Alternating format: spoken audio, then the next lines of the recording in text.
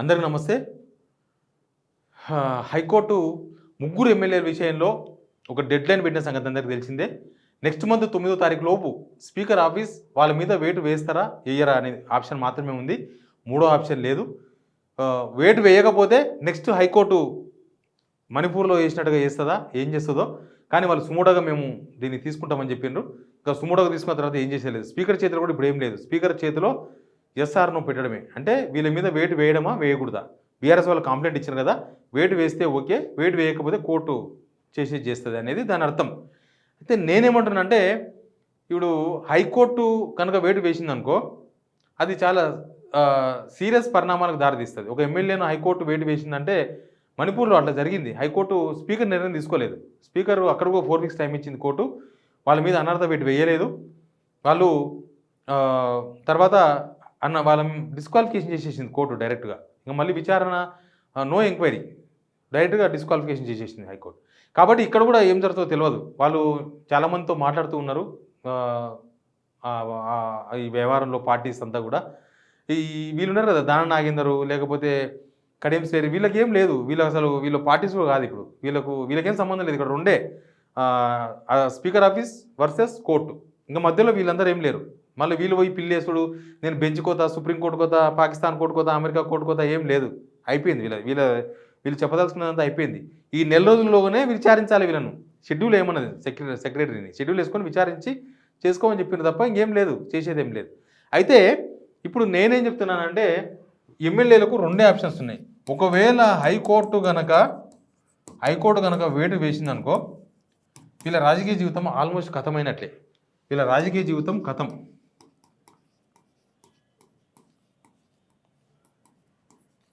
రాజకీయ జీవితం ఖతమవుతుంది. ఎందుకంటే హైకోర్టు వేటు వేసిన తర్వాత ఇంకా వాళ్ళ ఎమ్మెల్యేగిరి పోతుంది. హైకోర్టు వేటు వేసినప్పుడు ఓన్లీ వేటు వరకు ఉంటుందా, వీళ్ళని ఇంకా కొన్ని సంవత్సరాలు బ్లాక్ లిస్ట్ పెట్టాలి. బ్లాక్ లిస్ట్ మీన్స్ పోటీ చేయకుండా కూడా ఆదించవచ్చు. అది కూడా హైకోర్టుకు ఉంది. తర్వాత ఎలక్షన్ కమిషన్ అదంతా వేరే పంచాది మళ్ళీ. అయితే రాజకీయ జీవితం ఖతం కాకూడదంటే వీళ్ళకు 2 ఆప్షన్స్ ఉన్నాయి. ఇంకొకటి ఇక్కడ స్పీకర్ వేటు వేసిన ప్రమాదమే. ఇప్పుడు స్పీకర్ దగ్గర ఉంది. స్పీకర్ ఏదో నిర్ణయం తీసుకోవాలి. స్పీకర్ వేటు వేసిన అనుకో అట్లా కూడా వీళ్ళకి బ్యాన్ నేమే. అంటే వీళ్ళు తప్పు చేసిరు అనేది కోర్టు ఆల్రెడీ డిసైడెడ్. కోర్టులో వాదనలు అన్నీ అయిపోయిన తర్వాత కదా ఇది ఇచ్చింది. కోర్టు అన్నీ పరిశీలించి అన్నీ చెప్పిన తర్వాత కదా ఇదంతా అయ్యింది. ప్రభుత్వం తరఫున కోర్టులో ఎంతసేపటికి స్పీకర్ విచక్షణాధికారాలు ఉన్నాయి, స్పీకర్ దానిలో మీరు జోక్యం చేసుకోవద్దని వాదించారు తప్ప వీళ్ళు తప్పు చేయలేదని వాదించలేదు. వీళ్ళు చేసింది కరెక్టు అని వాదించలేదు అడ్వకేట్ జనరల్ కోర్టులో. మీరు ఎంత సీరియస్గా కోర్టు హియరింగ్ చేసింది తెలుసు కదా మీకు. ఎప్పుడంటే జూలై 1 నెలలోనే దాదాపు 40 రోజుల టైం అనుకో. జూలై 1 నుంచి ఆగస్టు 7వ తేదీ వరకు, ఆగస్టు 7వ తేదీన తీర్పు రిజర్వ్ చేసింది. అప్పటి వరకు 37 రోజులు 40 రోజుల డిఫరెన్స్లో 13 సార్లు హియరింగ్ అయింది. కోర్టు 13 సార్లు విచారించింది ఈ కేసును. అంత సీరియస్ తీసుకున్నది కోర్టు. అంత ఎందుకు సీరియస్గా తీసుకున్నదంటే సుప్రీంకోర్టు గైడ్లైన్స్ ఉన్నాయి. సుప్రీంకోర్టు May 11, 2023 147 పేజీల తీర్పిచ్చింది ఇట్లాంటి వ్యవహారాలు ఎట్లా వ్యవహరించాలను. అందుకనే కోర్టు 13 సార్లు 40 రోజుల డిఫరెన్స్లో విచారణ జరిపింది హైకోర్టు. ఇప్పుడు అన్ని వాదనలు అయిపోయినాయి కాబట్టి ఇక వీళ్ళు ఇక్కడ స్పీకర్ వేటు వేసినా వీళ్ళ రాజకీయ జీవితానికి ఇబ్బందే. ఎందుకంటే వేటు వేసిన వాళ్ళు అనేది వేటు వేయడం అనేది తప్పు చేసినట్టుగానే వస్తుంది. నెక్స్ట్ ఏముంటుందంటే గవర్నమెంట్ ముందు ఒక ఆప్షన్ ఉంది. బహుశా గవర్నమెంట్ ఆలోచన కూడా చేస్తూ ఉన్నది. అందుకే అంటున్నా హైకోర్టు వేటు వేయకూడదంటే స్పీకర్ వేటు వేయాలి. స్పీకర్ వేటు వేసే పరిస్థితులు అట్లా ఉన్నాయా అనేది మనం ఒకసారి ఆలోచించాలి. స్పీకర్ నిజంగానే హైకోర్టు చెప్పింది కాబట్టి వేటు వేద్దామని దానిలో ఉన్నారా? అసలు వీళ్ళు పార్టీ మారితే కంప్లైంట్ చేయడానికే స్పీకర్ ఆఫీస్ స్పందించలేదు. ఎందుకో కంప్లైంట్ చేయడానికి కూడా కోర్టుకు పోయి తెచ్చుకున్నారు ఆర్డర్. అక్కడి నుంచి కూడా సూచన తీసుకున్నారు, మీరు తీసుకోండి కంప్లైంట్ అని. కోర్టుకి వెళ్ళి వచ్చింది లాస్ట్కి. రెండోది ఏంటంటే వీళ్ళతో రాజీనామా చేయించాలి. రాజీనామా చేయించి ఈ 4 వారాల లోపలనే వీళ్ళతో ఎమ్మెల్యే పదవికి రాజీనామా చేయించాలి. సేఫెస్ట్గా ఎమ్మెల్యేలు ల్యాండ్ కావాలంటే ఇది ఒకటే మార్గం. ఎట్లా తప్పదు. ఇప్పుడు వీళ్ళ పరిస్థితి ఎట్లా ఉందంటే ఎల్లమ్మ గుడి ముందు కట్టేసిన పొటేలు వీళ్ళు. ఎల్లమ్మ గుడి ముందు కట్టేసిన పొటేలు ఈ ఆదివారం దిగాల్సిందే, మళ్ళా ఆదివారం అనేది దిగాల్సిందే. మధ్యలో మిస్ అయితే మంగళవారం కూడా దిగొచ్చు.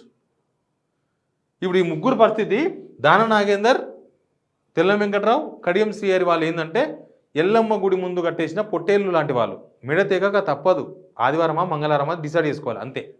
ఇప్పుడు ఆ ఇదంతా తప్పించుకోవాలి. హైకోర్టు వేటు వేయక ముందే మనం ఏదైనా నిర్ణయం తీసుకోవాలంటే స్పీకర్ వేటు వేసే అవకాశం లేదు కాబట్టి వీళ్ళతో రాజీనామా చేయించాలి.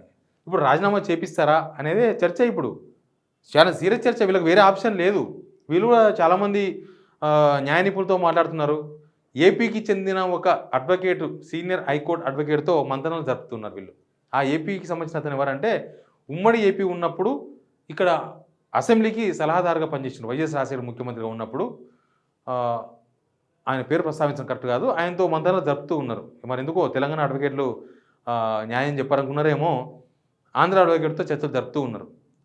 ఎవరితో చర్చలు జరిపినా నేను కూడా చాలామందితో చర్చలు జరిపినా ఏంది నెక్స్ట్ అని.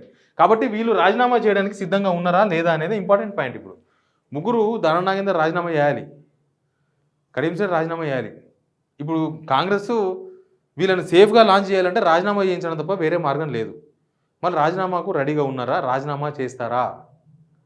రాజీనామా చేయకపోతే వేటికి వెళ్ళి తప్పించుకోవాలనుకుంటే ఇది దారి, రాజీనామా చేయడం.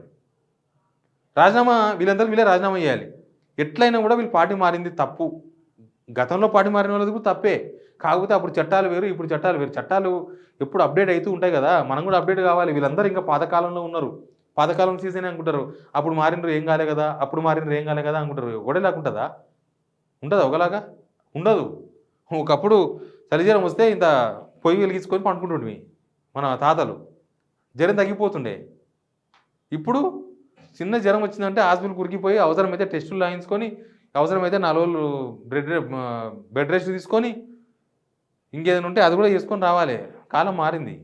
వీళ్ళ పరిస్థితి కూడా అంతే, అప్డేట్ లేరు వీళ్ళు. ఇప్పుడు రాజీనామాకు సిద్ధపడక తప్పదు, రాజీనామా చేయాల్సిందే. ఈ 3 ఉప ఎన్నికలు రాక తప్పదు. మిగతా 7 దీని ఫాలోయింగ్, అది తర్వాత విషయం. కానీ ఇప్పుడు ఈ 3 మంది పరిస్థితి, ఈ ముగ్గురు రాజీనామా చేయడానికి సిద్ధంగా ఉన్నారా లేదా, కాంగ్రెస్ పార్టీ రాజీనామా చేయిస్తుందా లేదా అనేది అందరు ఎదురు చూస్తూ ఉన్నారు. వాళ్ళైతే రాజీనామా చేయక తప్పదంటే ఇక తప్పదనట్లే ఉన్నారు. గొంతు తెగని ఏమన్నా కానీ, వేలుకు వేలు కాలుకు కాలు ఏమన్నా కానీ, బై ఎలక్షన్ వస్తే చూసుకుందాం. కానీ రాజీనామా అయితే చేసేందుకు మానసికంగా సిద్ధం అవుతున్నారు. కార్యకర్తలకు చెప్పుకుంటున్నారు మెల్లగా, ఇంకా రెడీ అయిదాం మనం కూడా అని. ఉప ఎన్నిక రాక తప్పదనిపిస్తుంది. చూద్దాం ఏం జరుగుతుందో. ఏ ఆప్షన్ వాడుతుంది గవర్నమెంట్ డిసిజన్ ఇది. వాళ్ళు కూడా ఏం చేయలేరు, వ్యక్తిగతం పాపం. వాళ్ళంతా మేము మోసపోయినాం అనుకుంటున్నారు. మేము మోసపోయినాం, రేవంత్ రెడ్డి ఏదో చెప్తే ఏదో అనుకుంటూ వచ్చినామని అనుకుంటున్నారు. ఎనీవే ఏ ఆప్షన్ తీసుకుంటారు అనేది చూద్దాం. Please subscribe signal TV.